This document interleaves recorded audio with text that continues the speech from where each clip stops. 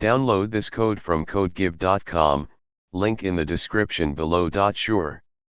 A batch file is a simple text file that contains a series of commands executed by the Windows command prompt, cmd.exe.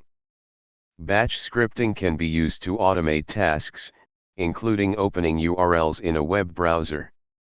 Tutorial: Opening a URL with a batch file. Prerequisites: a Windows operating system with command prompt. A text editor such as Notepad. Creating your first batch file. 1. Open Notepad. Click on the Start menu, type Notepad, and press Enter.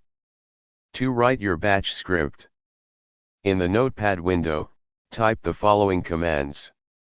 Explanation: at echo off, this command prevents the commands in the batch file from being displayed in the command prompt window when the batch file is executed.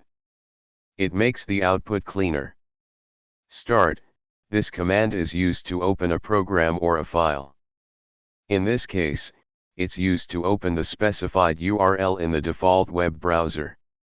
https://www.example.com, replace this with the URL you want to open.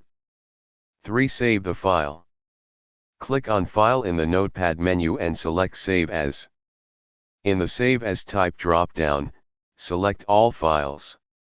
Name your file openerl.bat, make sure to include the .bat extension. Choose a location to save the file, such as your desktop, and click Save. 4. Run your batch file. Navigate to where you saved the openerl.bat file, and double-click it. This action will execute the batch script, which will open the specified URL in your default web browser. Example with multiple URLs.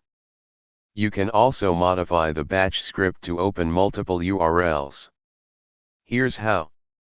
In this example, when you run the batch file, it will open multiple websites simultaneously in your default web browser. Adding comments. You can add comments in your batch file by starting the line with rem or using : For example. Conclusion. Batch scripting is a powerful way to automate tasks on Windows. By creating a simple batch file, you can easily open URLs in your default web browser. You can expand upon this by adding more commands or incorporating user input. Feel free to experiment with different commands and ideas as you learn more about batch scripting.